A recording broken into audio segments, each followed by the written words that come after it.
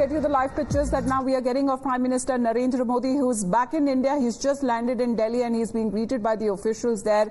After a successful day-long visit, it was a short trip to visit Italy, and this time around, as far as being as an invitee, the country of India that was invited to be a part of the outreach program to Italy, to be a part of the G7 summit. Prime Minister Narendra Modi also held successful bilaterals with the leaders from France and also from the UK, and also with the Italian Prime Minister Giorgia Meloni as well. The Prime Minister has now returned to Delhi. The pictures that are now coming in, of course, this was his first ever visit after taking oath as the Prime Minister for the third consecutive term, and he has hailed the visit to Italy as a successful one and said that this time around there were several rounds of talks that had also happened when it comes to the issues of energy sector, of artificial intelligence, of environment. All of these issues were raised during this meeting that was taking place in G7 in Italy, and also a meeting that the Prime Minister had was with the Pope Francis as well.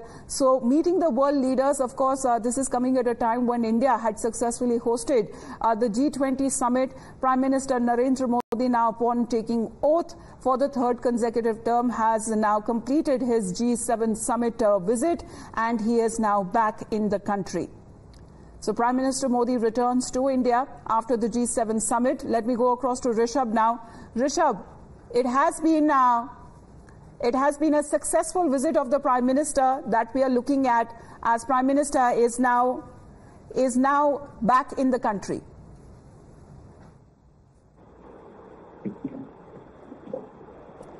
Rishabh?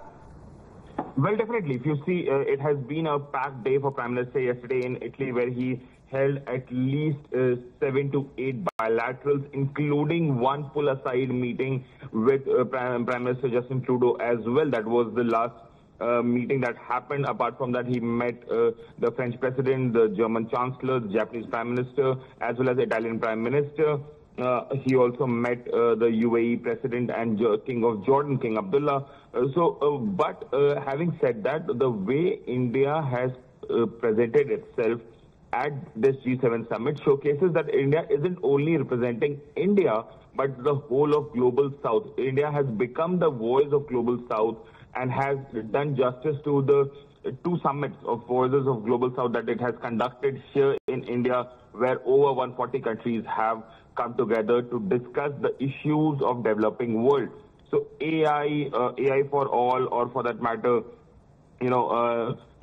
green energy or energy for all, the way India has presented all these in the outreach section of G7, that showcases that how India and Indians are not only just worried about or working for the interest of one country, but for the whole world. And that is something that India's Vasudev Kutumbakam has been for quite some time now. We have seen it in G20, we have seen it at other platforms, and now at G7 also, Prime Minister Narendra Modi ensuring that the last man standing, wherever he is in the world, gets the benefit of be it technical resource or be it natural resource. Right, and even when it comes to, the photo of that was having at the end, Prime Minister Narendra Modi could be seen right in the middle, right taking the center stage as far as the photo of that was taking place. And of course, successful bilaterals that he has also held with the world leaders. Of course, when it comes to the strained ties that we have with Canada, there was an interaction, however, Rishabh, that also happened with the Canadian Prime Minister.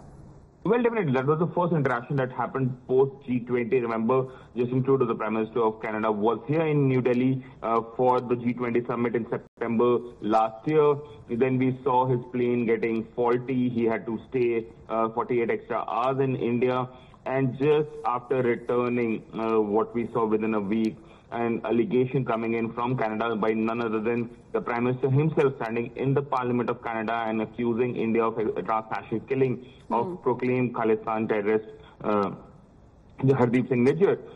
Since then, there have been a huge diplomatic nosedive, if I can say, between India and Canada. And Canada has been accusing India of all sort of things, while India has been saying that you are giving safe haven. Well, at least we can say, as far as this visit of the Prime Minister has been a successful one. However, a short trip it was, the G7 summit, the Prime Minister and India participating, as the Prime Minister has now returned to Delhi. This is him now arriving at the Delhi airport.